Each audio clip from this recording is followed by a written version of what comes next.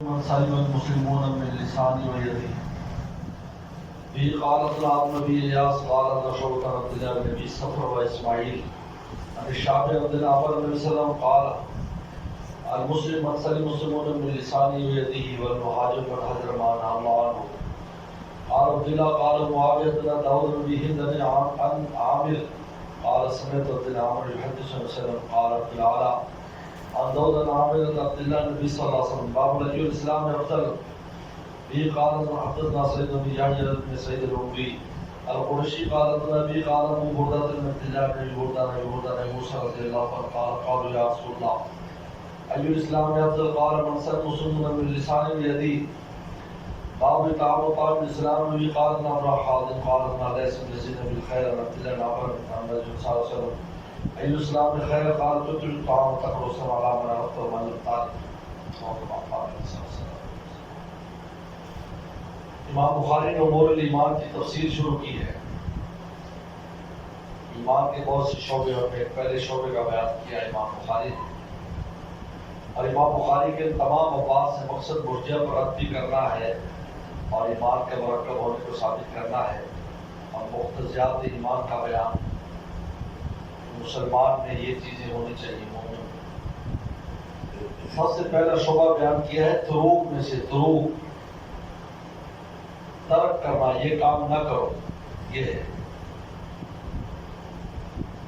اس کے بعد کرنے والے کام ہے، پہلے نہ کرنے والا کام اس کو تروک کہتے ہیں. کیونکہ تخلیہ مقدم ہے تحلیہ سے. تخلیہ کہتے ہیں رذائل سے پاک ہونا، تحلیہ کہتے ہیں فضائل سے اپنے آپ کو مزین. پہلے تخلیہ ہے پھر تحلیہ ہے.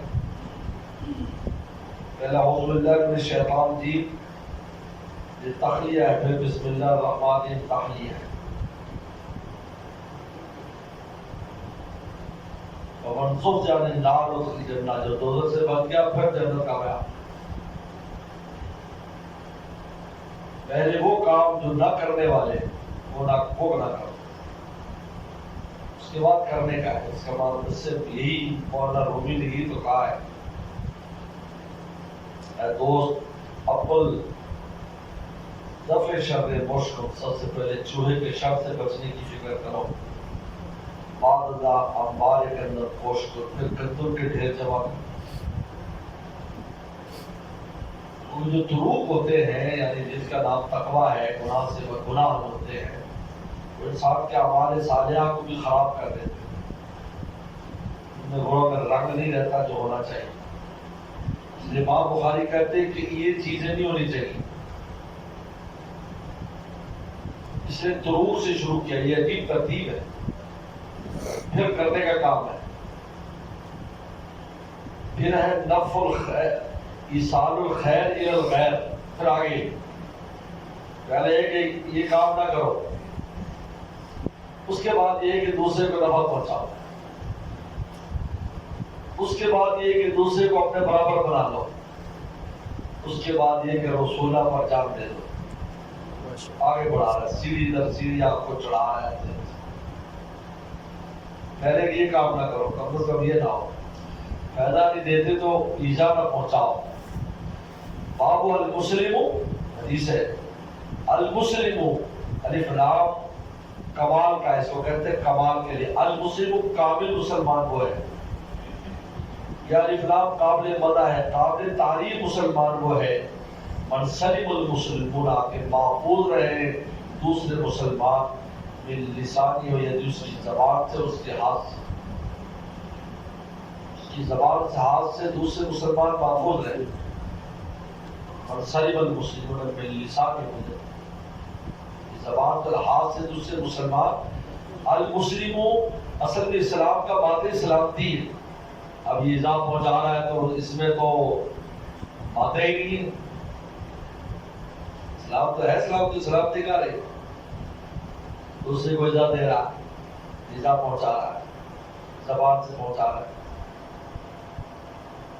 کہتے ہیں ایذا رسانی بہت خطرناک ہے. ایسی بات کرنا یا ہاتھ سے کسی کو ایذا پہنچانا اور بہت خطرناک چیز، سب کچھ عکارت کر دیتی.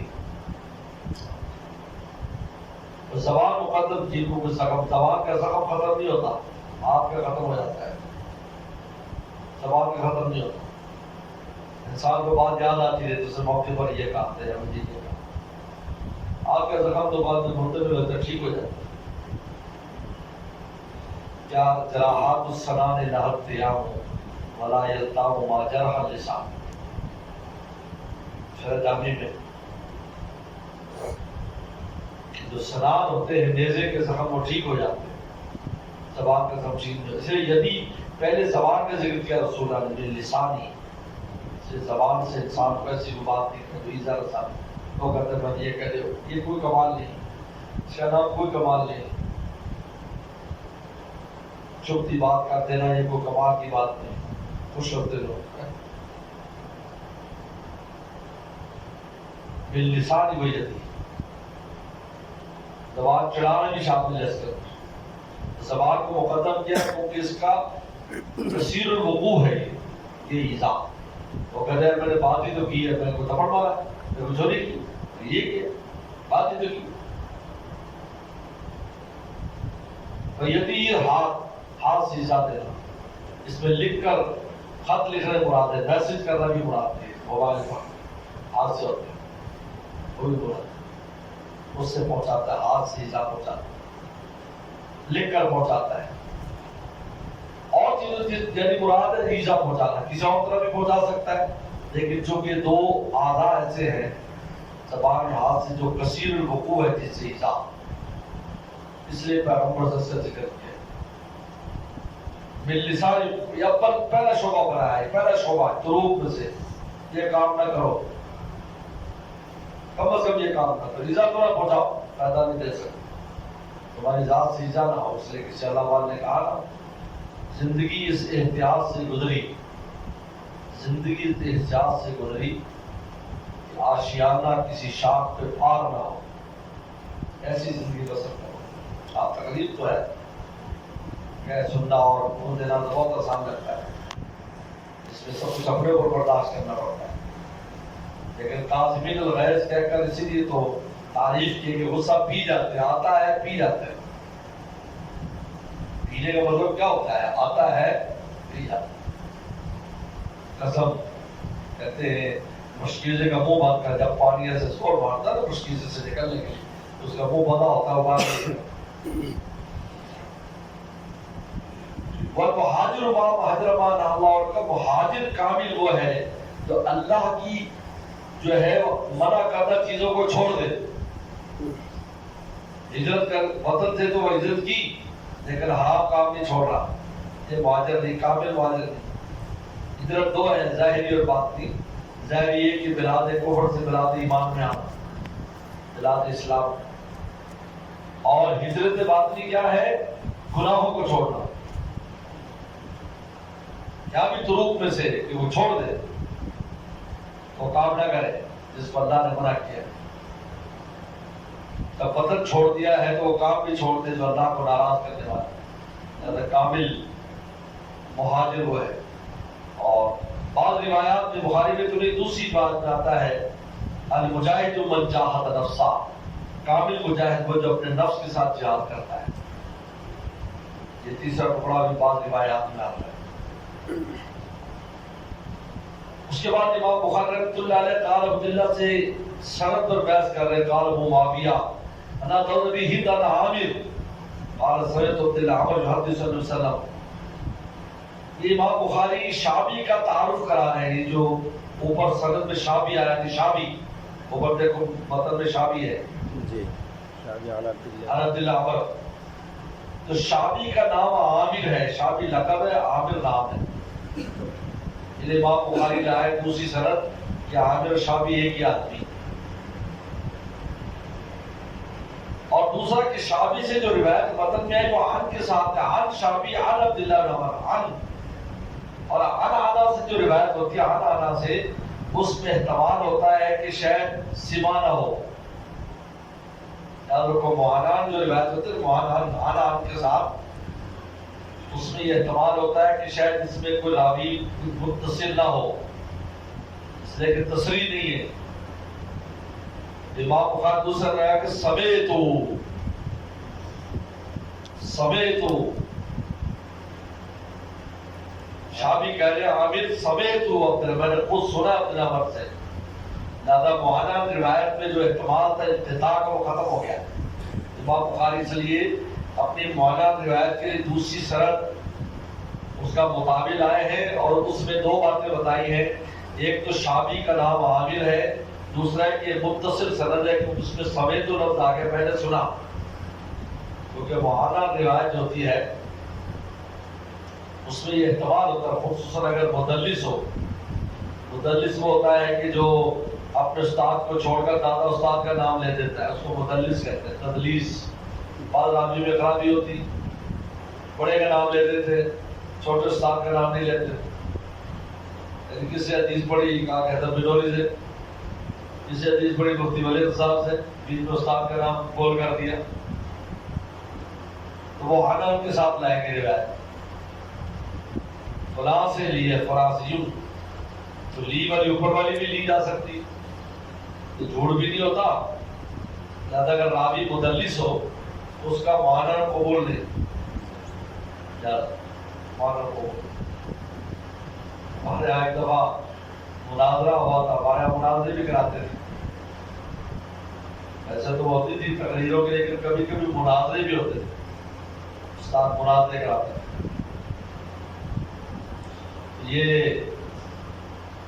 कोठतू के जो मनोवर कुरैशी साहब, जो बड़े कुरैशी साहब के बेटे, इनका मुनाजरा था, या हमसे सीनियर है ये, लेकिन सिर्फ दौरे में आए थे, अब तो शुरू से थे।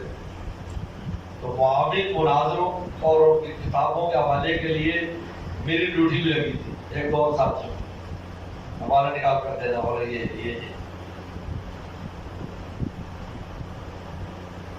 कार्बन बरेलियों के साथ रखा हुआ था, दूसरा बरेली बना हुआ था, या गैर वकालत बना हुआ था, तो उसमें ये लफ्ज हमें याद कराया गया था, मुदल्लिस का आना कबूल नहीं, मुदल्लिस आना कबूल नहीं। तो हमें तो उसके बाद ये पता नहीं थी सीखा, लेकिन ये लफ्ज मुझे उससे सीखा। फिर उसूल हदीस में बात आई, आना कबूल। जब वो गर्म हो गई बहस, तो अपने शोर मुझे बुझा दे, आना कबूल नहीं है, कबूल नहीं है। हमारे तरफ जिस लड़के बैठे थे वो भी खड़े होकर शोर बुझाए, नारे नारे कभी बड़ा पूरा हदीस में इस तरह बड़ी अपनी बशकात। तो चूंकि ये आपके साथ रिवायत आई है, बतन में जो आई आज पूरे आपके साथ रिवायत है। अदरवाद आनत दिल्ला नाम सरबान शाबी आनत दिल्ला आन नबी सल्लल्लाहु, उन्होंने कहा समेत हो। एक बात, अगली रिवायत फिर एक और हदीस लाए, एक और सनद, कालू दिल्ला दाऊद आमिर अन दिल्ला नबी सल्लल्लाहु अलैहि वसल्लम, अब्दुल आला से लाए दाऊद आमिर अन अब्दुल्ला नबी से। या ये सनद क्यों लाए? ये बड़ी अहम बात है। अब में लफ्ज अब्दुल्ला जब भी तबका सहाबा में आता है, लफ्ज अब्दुल्ला सिर्फ और अब्बा का नाम ना हो, तो अब्दुल्ला मसूद रज़ियल्लाहु अन्हु मुराद होते हैं। याद रखें, जब भी लफ्ज अब्दुल्ला आएगा बगैर वालद के सहाबा में, अब्दुल्ला मसूद हो गए, वरना अब्दुल्ला तो कई है, अबादला अरबा, चार अब्दुल्ला बड़े मशहूर है, अब्दुल्ला इब्न अब्बास, अब्दुल्ला इब्न मसूद, अब्दुल्ला इब्न उमर, अब्दुल्ला इब्न जुबैर, ये चार अबादला अरबा या अबादला सलासा कहा जाता है, बड़े मशहूर है। लेकिन जब अब्दुल्ला आएगा तो इनमें से अब्दुल्ला इब्न मसूद मुराद होते हैं, वरना सबके बाप का नाम साथ होगा, एक काला अब्दुल्ला इब्न अब्बास, अब्दुल्ला इब्न उमर, अब्दुल्ला जुबैर। लेकिन अब्दुल्ला से अगर आएगा तो अब्दुल्ला इब्न मसूद होते हैं। लेकिन ये जो हदीस है अल-मुस्लिम अरसाली मुस्लिम अंसारी, ये अब्दुल्ला बिन आमिर इब्न आस से, आमिर आस बड़े मशहूर साहबी हैं, फातिह मिस्र, उनके बेटे अब्दुल्ला है, उनसे रिवायत है। लिहाजा एक सनद में अब्दुल्ला बगैर वालिद के आया हुआ है, लेकिन यहाँ अब्दुल्ला इब्न आस मुराद है इस रिवायत में, अल-मुस्लिम अरसाली मुस्लिम अंसारी में यदि اس لیے امام بخاری نے یہاں تعارف کرایا کہ دیکھو ہر جگہ عبداللہ سے عبداللہ بن مسعود مراد ہوگا، لیکن اگر یہ روایت آ جائے مسلم ارسل مسلمون تو یہ روایت حضرت عبداللہ بن عامر بن عاص سے ہے، لہذا جب عبداللہ لفظ جہاں بغیر وارد کیا گا تو عبداللہ بن مسعود نہ سمجھنا بلکہ عبداللہ بن عامر بن عاص سمجھنا۔ بہت بڑے فضلاء صحابہ اور ان میں سے ہے 2000 سے زیادہ احادیث ان سے آئی ہیں۔ عامر عاص فاتح مصر ہیں، بڑے مشہور جرنیل ہیں مسلمانوں کے، ان کے بیٹے عبداللہ یہ مصر میں چلے گئے، مصر ہی رہتے تھے۔ بابا اسلام میں افضل کون سے اسلام افضل ہے؟ پھر روایت لا رہے ہیں سید یا سید ابی القرشی انا ابی انا ابو بردہ بن عبداللہ بن ابی بردہ انا ابی بردہ بن موسیٰ، ابو موسیٰ اشعری کی روایت، یہاں ابو موسیٰ اشعری کی روایت لائے کیونکہ اس میں سوال جواب ہے۔ قالوا یا رسول اللہ، صحابہ نے کہا یہ اسلام میں افضل کون سے اسلام افضل ہے؟ قال من سلم المسلمون من لسانه ویده، اس کا اسلام افضل ہے جو کسی کو ایذا نہ پہنچائے۔ اس کی سند بڑی عجیب ہے۔ ہمارے استاد مفتی بلسن توقی فرماتے تھے کہ بیٹا، ابا، دادا، پردادا، چار آدمیوں کے ایک ہی کنیت ہے، ابو بردہ۔ کیا ہے؟ اور ان کا جو سکر دادا ہے وہ ابو موسیٰ اشعری مشہور صحابی ہے، یہ ان کی اولاد ہے ساری، ان کی اولاد حدیث میں آتی ہے، ابو داؤد میں، دوسری جگہوں پر بھی۔ زیادہ یہاں پر بیچ میں ایک نام تو ہے انا ابو بردہ بن عبداللہ، یہ عبداللہ جو ہے اس کی کنیت بھی ابو بردہ ہے، زیادہ ابو داؤد کی حدیث میں یوں آتا ہے ابو بردہ بن ابی بردہ بن ابی بردہ بن ابی بردہ ان ابی موسیٰ۔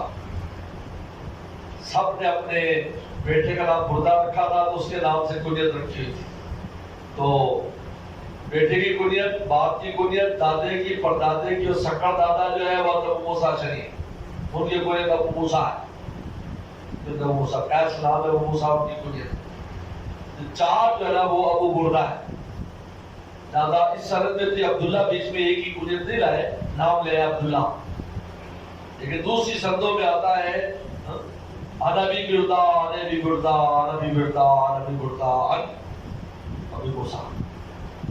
قالوا یا ای الاسلام میں افضل؟ قال من المسلمون بلسانه ویده۔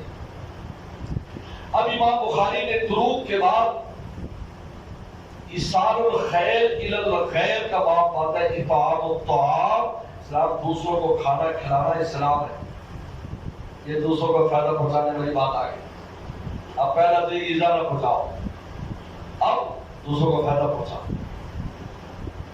اس میں کھانا کھلانا سب سے پہلے بیان کیا، اطعام الطعام من الاسلام۔ عبداللہ بن عمر سے پوچھا کسی آدمی نے، رسول صلی اللہ علیہ وسلم کہتے کہ آدمی نے رسول سے پوچھا ای الاسلام خیر، کون سے اسلام خیر اور اچھا ہے؟ قال تطعم الطعام، کھانا کھلاؤ تو کھانا کھلائے، وتقر السلام، اور سلام کر، علی من عرفت و من لم تعرف، اس کو بھی جس کو جانتا ہے اور اس کو بھی جس کو نہیں جانتا، سلام کر۔ یہ دو چیزیں بتائیں، یہ دوسرے کو فائدہ پہنچاتا ہے، کیونکہ سلام دعا ہے، السلام علیکم، اللہ آپ پر سلامتی کرے، اور ایسی جامع دعا ہے کہ اگر قبول ہو جائے ایک مسلمان کی دوسرے مسلمان کے حق میں تو ہر طرح کی سلامتی مراد ہے،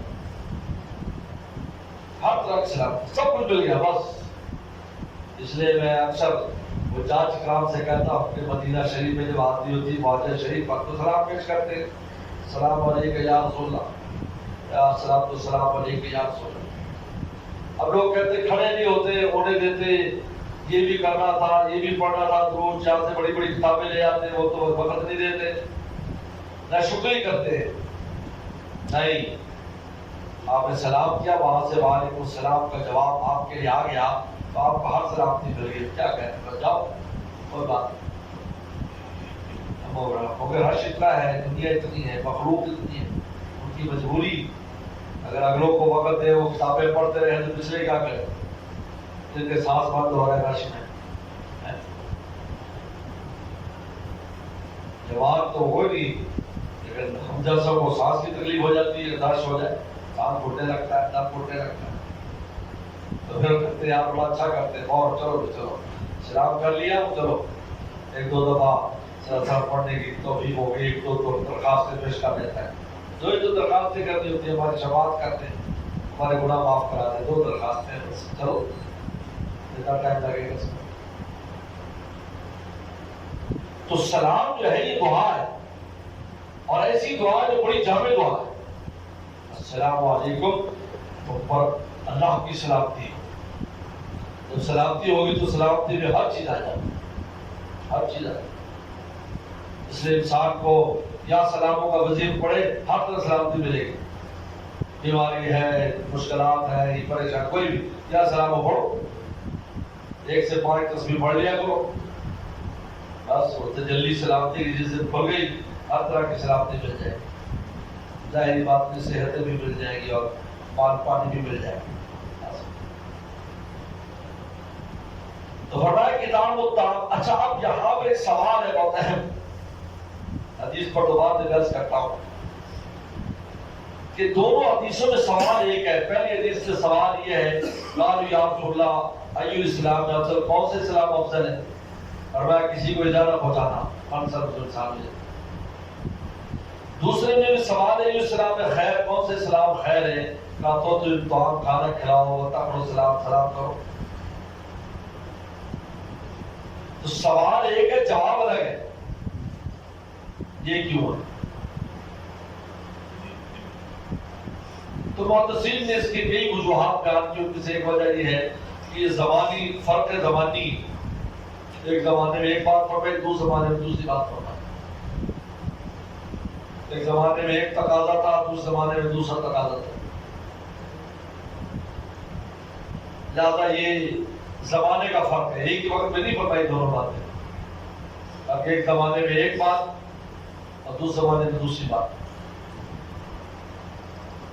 اور زمانوں کے فرق کی وجہ سے بہت سے مسائل میں فرق ہو جاتا ہے، یاد رکھیں، یہ ہمیشہ یاد رکھیں، بہت سا فرق ہوگا۔ وسلم کی سردی کی نماز، گرمی کی نماز میں بھی فرق آ جائے گا۔ سردی میں آپ نے صحابی گئے، آپ نے چادر کے اندر لپٹے ہوئے تھے سردی میں، تو آپ نے ہاتھ پورے اوپر نہیں اٹھائے اور کندھوں تک رکھے، انہوں نے کہا کندھوں تک ہاتھ اٹھائے۔ جب گرمی میں آپ نے کانوں کو لوگ تک کیے، تو کہتے ہیں فرق زبانی تھا اصل میں، وہ انسان چادر میں لپٹا ہوتا ہے تو پورا ہاتھ نکالنے کے سامنے، اور اتنی شدید سردی ہو، جب پھر رکاوٹیں بھی کوئی نہیں، تو مسجد ایسے چھپر ہی تو تھی، اور مدینہ شریف کی سردی بڑی شدید سردی ہو، ہوا بھی چلتی ہے، سردی بھی ہوتی، 10 ڈگری تک بھی چلا جاتا، پھر ہوا شدید چلتی، چیل دیتی جسم کو، ایسی ہوا اندر سے نکل کے جائے گا، چاہے سارا کپڑ کوٹ پہنا ہوا۔ پیغمبر السلام نے ایک جگہ پر تولیہ استعمال کیا، یعنی چادر کپڑا نہانے کے بعد دوسرے استعمال نہیں کیا، کہا ایک سردی تھی، گرمی تھی، سردی میں جلدی سے منہ میں پانی ٹھنڈا لگتا ہے، لیکن گرمی میں پانی اگر جسم ہو تو اچھا لگتا ہے۔ یہ فرق زمانی تھا کہ ایک زمانے میں کہا جی کیا افضل ہے، فرمایا کسی کو اجازت ہو، دوسرا فرمایا کیا افضل ہے کہ کھانا کھلاؤ، سلام کرو۔ نمبر 2، حاضرین مجلس کی ضرورت کو دیکھ کر، حاضرین کو کس کی ضرورت ہے؟ اگر ایذا انسانی کے واقعات ہو رہے ہیں، فرمایا سب سے افضل یہ کسی کو ایذا نہ پہنچاؤ، کنجوسی چل رہی ہے، کھانا کھلاؤ، سلام کرو۔ حاضرین کی تربیت کے اعتبار سے یہ بات فرمائی۔ بعض محدثین نے کہا کہ اللہ تعالیٰ کی جو رسول اللہ کی جو شان تھی وہ اللہ کی شان کے تابع تھی۔ اللہ فرماتے ہیں کل یوم و فی شان، ہر لمحے میں اللہ کی نئی شان ہوتی ہے۔ تو آپ کی جو شعور تھی وہ شعور الہیہ کے تابع تھی، لہذا جس شعور کا اللہ کی جو شان ہوتی ہے اس کا آپ پر اثر ہوتا تھا، اس کے مطابق جواب دیتے۔ اور علامہ ابن کثیر نے بڑی خوبصورت بات کی ہے، کہتے ہیں افضل اعمال ہے نا، افضلیت یہ کلی ہے، ٹھیک ہے، کلی ہے، اس کلی کے بہت افراد ہیں، جیسے انسان کلی ہے، سب افراد اس کلی ہے، مدرسہ کلی ہے، یہ بھی مدرسہ اور بھی مدرسے، کہا کہ افضلیت کلی ہے، افضل اعمال ہونا، لہذا اس کلی کے بہت سے افراد ہیں، کہیں ایک فرد ہے، کہیں دوسرا فرد ہے، اور بھی بہت سے جوابات ہیں آگے بھی، اور مختلف جواب دیے۔ لیکن سید اکبر شاہ کشمیری رحمۃ اللہ علیہ اللہ نے ان کو عجیب بنایا تھا، عجیب انسان تھے. وہ کہتے ہیں کہ سوال پر غور کرو، اصل میں سوال پر غور کرو گے تو جواب نکل آئے گا. پہلا پوچھا جا رہا ہے کون سے اسلام افضل ہے، اور دوسرا پوچھا جا رہا ہے کون سے اسلام خیر ہے. کہتے ہیں افضلیت ان چیزوں میں ہوتی ہے جو انسان کے ذات کے ساتھ لازم ہو، جو انسان کے ساتھ لازم صفات لازمہ کس میں ہوتی ہے؟ صفات لازمہ. عالم ہے، یہ علم اس کی صفت لازم ہے. ہاں وہ مدرس بنے گا تو پھر مدتی ہوگی، اگر عالم ہے تو صفت لازم ہے. ڈاکٹر ہے صفت لازم ہے، لیکن جب ڈاکٹری کرے گا تو پھر مدتی ہے. تو لہذا اگر وہ کسی کو ایذا نہیں دیتا، یہ فرمایا سب سے افضل انسان ہے. یہ اس کی ذات سے کسی کو تکلیف نہیں. اور خیر ہوتا ہے صفات متعدیہ میں کہ دوسرے کو فائدہ کس کیا پہنچ رہا ہے. تو لہذا پہلا سوال ہی جو کیا ہے صحابہ نے ایو الاسلام افضل، وہ سوال اس صفت کے بارے میں کیا ہے جو ہر آدمی میں ہونی چاہیے، صفت لازم. اور دوسرا جو سوال کیا ایو الاسلام خیر، کہ کون سا ایسا کام ہے جس سے لوگوں کو فائدہ پہنچانا سب سے افضل ہے. اور باتوں سے متفق کھانا کھلاؤ اور تقرر السلام. لہذا نفس سے سوال ہی الگ ہے، ایک میں صفت لازم کا سوال ہے اور ایک میں صفت متعدی کا سوال ہے. لہذا صفت لازم کے اعتبار سے یہ ہے کہ ایذا عدم الایذاء، اجتناب عن الایذاء والضرر، اجتناب عن الایذاء والضرر، اور اس سے اجتناب کرتا ہو، یہ سب سے افضل ہے جس کا اسلام افضل ہے. اور خیر کا مطلب ہے دوسروں کو فائدہ پہنچاتا ہو، اور وہ کیا ہے؟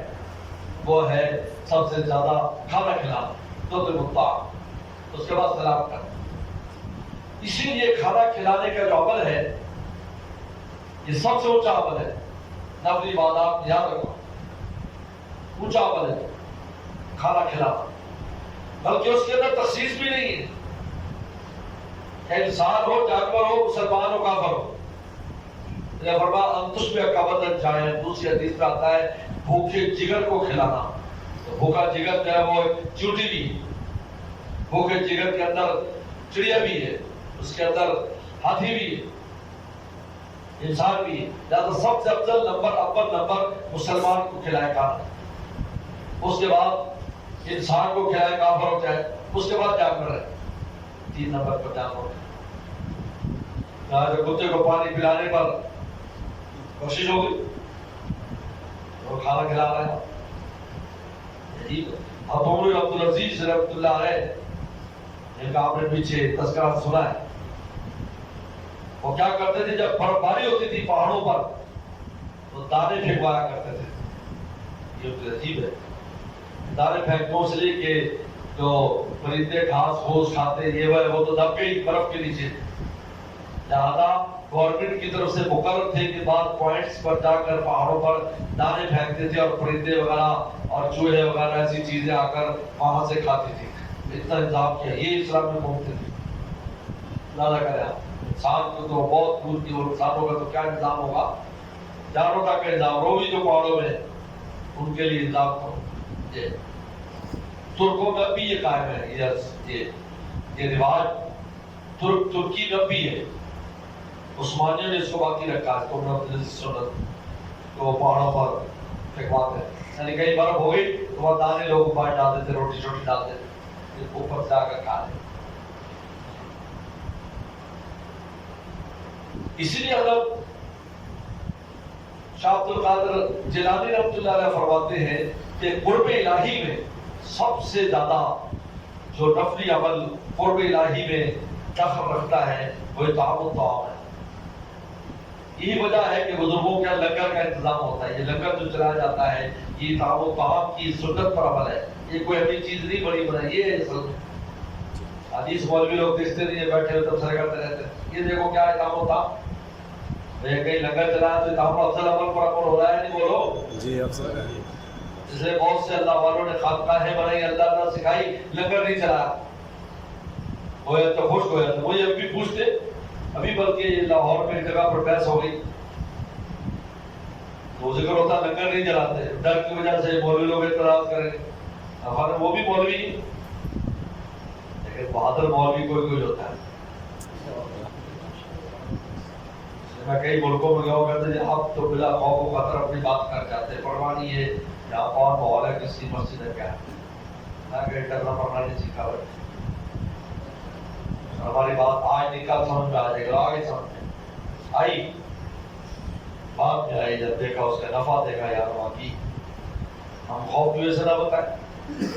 میرے مرشد جو ہے آشموں کی اس کی معشوقی کے قصے ممبر پر بیان کر کے اور پھر اس کا آپریشن کرتے تھے، حیا کی وجہ سے کوئی اس موضوع کو بیان نہیں کرتا، خوف کی وجہ سے یار تو کیا کہہ کے لو جی حضرت صاحب اس معشوقی کی بیان کر رہے ہیں۔ لیکن آج اس کا نفع لوگوں کو پتہ چلتا ہے، سب جب اس گڑے بھی کرنے لگتے ہیں پھر پتہ چلتا لوگ۔ اور پھر میرے شیخ نے فرمایا، ایک جگہ میرے شیخ نے بیان کیا اور اس کھل کر بیان کیا کہ کیا کیا ہمارا نفس کیا کیا ہم سے کہتا ہے، کیسے ہمیں غیر اللہ کے عشق میں پھنساتا ہے، اس پر بات نہیں۔ میں رو کر فرمایا دیکھو دین کی بات ہے یہ۔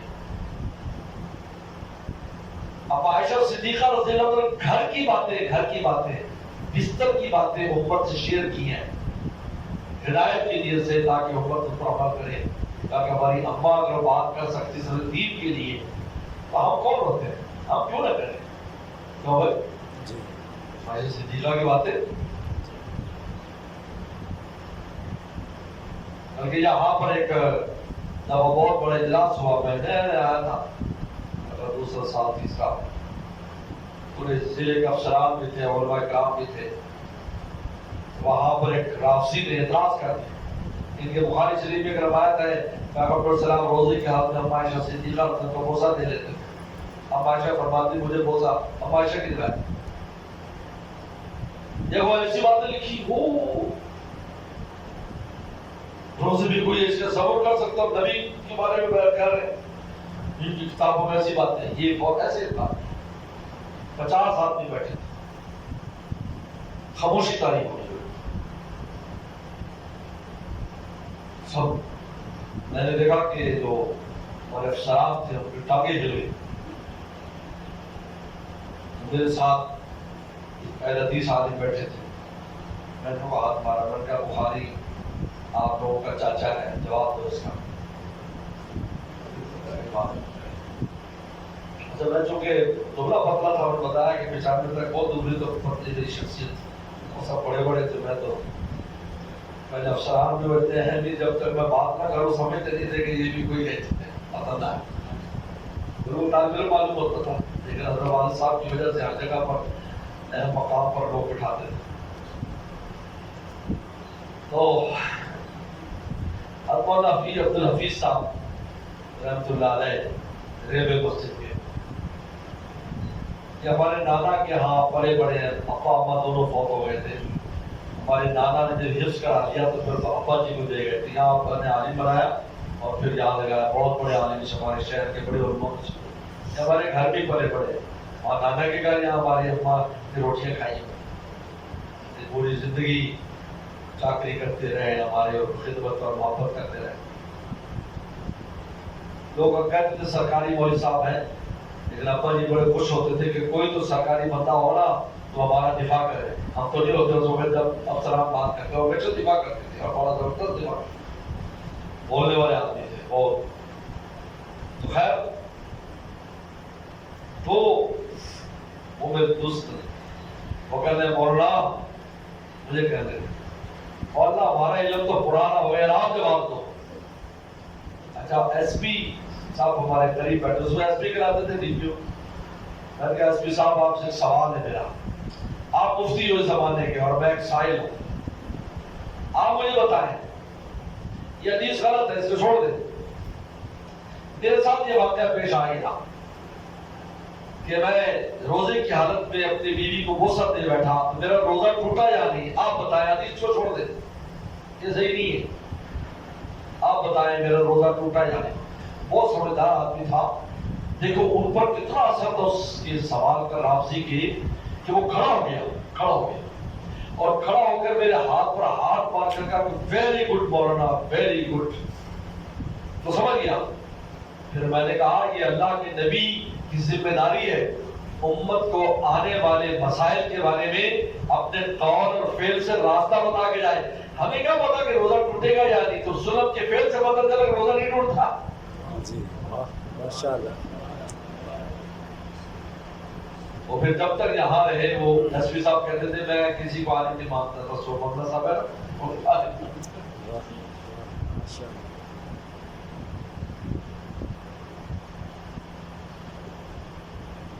تو اطعام الطعام میں لکھا ہوا اطعام الطعام کھانا کھلانا یہ سب سے افضل ہے. اس لیے بزرگ لنگر چلاتے ہیں. میرے شیخ نے ہم نے جب شروع کیا تو میرے شیخ نے بھی فون کیا, وہاں سے فون کیا, اس میں دوسرا فون ہوتا. 2-3 مجلس سے ہو گئی, پوچھا لنگر چلایا, کہتے ہیں حضرت اس لنگر کے پیسے ویسے بھی نہیں ہوتے, بہت فقر و فاقے کا زمانہ تھا. مولانا قاری قاسم مرحوم اور میں اپنی جیب سے لنگر چلاتے تھے. جو بھی 200-250 میں دے دیتا کو 100-50 ووٹ اٹھا کر دیتا. چلتے چلتے اب یہ حالات ہے, ایک آواز لگانے کی ضرورت ہے لنگر کی, اور یہاں لوگوں کی لین لگی ہوتی ہے. لوگوں کو جو فائدہ ہوتا ہے لنگر میں حصہ لینے کا وہ لوگوں سے جا کے پوچھو, جاؤ لوگوں سے جا کے پوچھو کہ کیا فائدہ ہوا اس لنگر میں حصہ ملانے کا, دنیاوی طور پر لانے کیا منافع ہوتا اور دینی طور پر. اطعام الطعام سب سے افضل ہے. اور اس میں غریب مراد نہیں ہے, صرف فقیر دوست بھی شامل ہیں, بڑے بھی شامل ہیں, نفلی ہر طرح کا. اطعام الطعام مطلقاً نہیں, یہ خاص نہیں کہ غریبوں کو کھلایا, ایسا نہیں ہے. دوستوں کی دعوت کر رہے کھانے کی طرف ہے, مہمان آ رہے کھانے, وہ بھی اس میں شامل. اطعام الطعام کھانا جی فوراً کھانا کھلائے, یہ اطعام الطعام. یہ کنجوسی نہیں کریں. جب پنجاب والے بڑے کنجوس ہیں, ہم جو ہے بس کوشش کرتے ہیں جان چھڑانے کی, مہمان سے جان نہ چھڑائیں. پٹھان علاقوں میں جاتے ہیں اتنا وہ یعنی کہتے تھے حیران ہوتے آپ. یہ نہیں کہ کوئی مالدار ایسا کچھ نہیں, بلکہ ان کے تو اتنے وسائل بھی نہیں جتنے ہمارے یہاں وسائل ہیں. ان کا آٹا بھی نہیں ملتا, خرید کے لاتے ہیں. ہمارے تو گھروں میں بھڑولیاں بنی گئی, پھر روٹی کھلاتے کبھی دل چھوٹا نہ کرنا, کبھی بھی زندگی میں آپ خوش ہو کر کھلانا. مسافر ہے, دوست ہے, مہمان ہے. اطعام الطعام تطعم الطعام, کھانا کھلاؤ.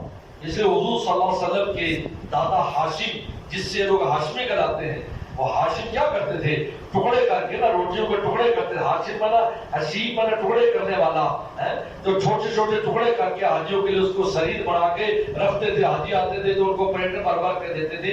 اس لیے ان کا نام ہاشم ہے.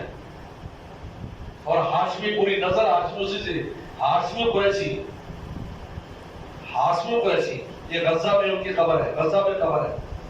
حضرت کے جو دادا ہے ان کی قبر غزہ میں ہے. اس لیے غزہ کے مسلمانوں کی کیفیت پورے عالم سے الگ ہے, عجیب ہے. فلسطین تو بڑے چوکرے نام ہے, لیکن وہاں کے رہنا الگ ہے. حضور صلی اللہ علیہ وسلم کی قبر مبارک وہاں ہے, کیونکہ وہاں گئے تھے تو وہاں وفات پا گئے. پھر ان کے بیٹے عبد المطلب مدینہ میں تھے, پھر مدینہ سے ان کو ان کے بھائی لے گئے تھے. مطلب اصل شیبہ نام ہے, تو مطلب لے گئے تھے. لیکن پہلے ظاہر نہیں کہ آپ کو کہ عمر میں چھوٹے تھے, دوسری شادی تھی یہاں, بہت چھوٹے تھے. بڑے بھائی تھے 20-30 سال کے, اور یہاں 10 سال کا تھا بچہ. کسی نے کہا کہ مطلب یہ کیا ہے, کہا عبدی کا میرا غلام ہے. عبد المطلب مشہور ہو گئے, ورنہ وہ غلام نہیں تھے, شیبہ نام تھا, لیکن عبد المطلب وہ اس وجہ سے مشہور ہو گئے. اور پھر اللہ نے اپنے زمانے کا ان کو اتنا بڑا انسان بنایا کہ بڑے بڑے بادشاہ, ابرا جیسا انسان کے سامنے اس کی بولتی بند ہو گئی تھی. ایسا چہرے پر بچاؤ تھی ان کی, ایسی وجہ. اطعام الطعام وتقرأ السلام على من ارتضى ولم تعرف، اور تو سلام کر اس کو جس کو جانتا اس کو، اور جس کو تو نہیں جانتا. یہ آج جو ہے یہ سبق کا اختتام انشاءاللہ. ابھی ہم بریک لگائیں گے، مجھے چونکہ انشاءاللہ حج کا سفر درپیش ہے، تو آپ انشاءاللہ آج سے واپسی پر انشاءاللہ سفر ہوگا، پھر اچھا بھی انشاءاللہ واپسی ہو جائے گی. دعا کر لیں اللہم لک الحمد کما تعلم صلی علی محمد کما توفر بنا کما تعلم تقوا والمغفرہ. ربنا ظلمنا انفسنا وان لم تغفر لنا وترحمنا لنكونن من الخاسرين. اللهم انا نسألك في سفرنا هذا البر والتقوى ومن عون ما ترضى. اللهم حبنا الينا سفرنا هذا واغفر لنا موضع. اللهم انت الصاحب في السفر والخليفة في الاهل. اللهم انا نعوذ بك من بأساء السفر وكآبة المنظر سوء المنقلب في المال والاهل والولد. اللهم انت الصاحب في السفر والخليفة في الاهل. اللهم اجعل حجنا مبرورا، اللهم اجعل حجنا مبرورا، اللهم اجعل حجنا مبرورا وسعينا مشكورا، وسعينا مشكورا، وسعينا مشكورا، وذنبنا مغفورا، وذنبنا مغفورا، وذنبنا مغفورا. اللهم لا سهل الا ما جعلته سهلا وانت تجعل الحزن اذا شئت. اللهم يسر لنا امورنا والراحة لقلوبنا وابداننا والسلامة والعافية في ديننا ودنيانا، وكن صاحبنا في سفرنا وخليفة في أهلنا، واطمس على وجوه أعدائنا وانصر على مكانتهم فلا يستطيع المضي أو المجيء إلينا. اللهم عافنا وعافنا. اللہ قدم قدم پر مدد فرما، سفر کو بہت مبارک فرما، عافیت والا فرما، حج مبرور نصیب فرما، اور بخشش و نجات کا ذریعہ فرما. اللہ ہم اور جو بھی ساتھ جا رہے ہیں سب کے لیے ترقی آسانیاں فرما، ہر طرح کی عافیت نصیب فرما. یا اللہ، یا اللہ، یہ جانا یا اللہ حاجی وفد ہوتا ہے، یا اللہ میں آپ کی خدمت میں، یا اللہ اس ادارے کی طرف سے، ان طلبہ طالبات کی طرف سے، اپنے متعلقین متعلقات کی طرف سے، اپنے عزیز و اقارب کی طرف سے، اپنے دوست احباب کی طرف سے، یا اللہ پاکستان کی طرف سے اور امت مسلمہ کی طرف سے وفد کر کے حاضر ہو. یا اللہ، یا اللہ میری دعاؤں کو قبول فرما، میرے سفر کو آسان فرما، سب کے خیر و عافیت کا فیصلہ فرما، آپ پر کرم کا معاملہ فرما. یا اللہ، یا اللہ بچوں اور بچوں کو علم نافع عطا فرما، ہمیں مقبول عطا فرما. یا اللہ اس حال ہے، یا اللہ اس حدیث کا نور پورا پورا ہمیں بھی لینے نصیب فرما، اور اسی نور کے سارے زندگی بسر کرنے کی توفیق عطا فرما. جتنے بچے بچیاں پڑھ رہے ہیں پڑھیں گے سب کو کامیاب اور کامران فرما. یا اللہ، اور یا اللہ پڑھانے والے جتنے استاد ہیں استادیاں ہیں ان کو ہمت طاقت قوت عطا فرما. یا اللہ فکر کر کا معاملہ فرما، رحم کا معاملہ فرما. ہمیں اللہ ایک ہمارے لیے ہمیں اپنے بڑوں کے لیے صدقہ جاریہ فرما. اس ادارے کے ذرے ذرے میں عافیت پیدا فرما. جتنے منصوبے ہیں سب کو عافیت کے ساتھ پائے تکمیل تک پہنچا. اللہ میں ہم پر کے آسانیاں فرما. یسر ولا تعسر وتمم بالخیر وبنستعین یا فتاح یا فتاح یا فتاح. اللهم انا نسألك بأنك الله الذي لا اله الا انت الأحد الصمد الذي لم يلد ولم يولد ولم يكن له كفوا احد. ربنا تقبل منا انك انت السميع العليم. صلى الله تعالى على خير خلقه محمد وآله وصحبه اجمعين.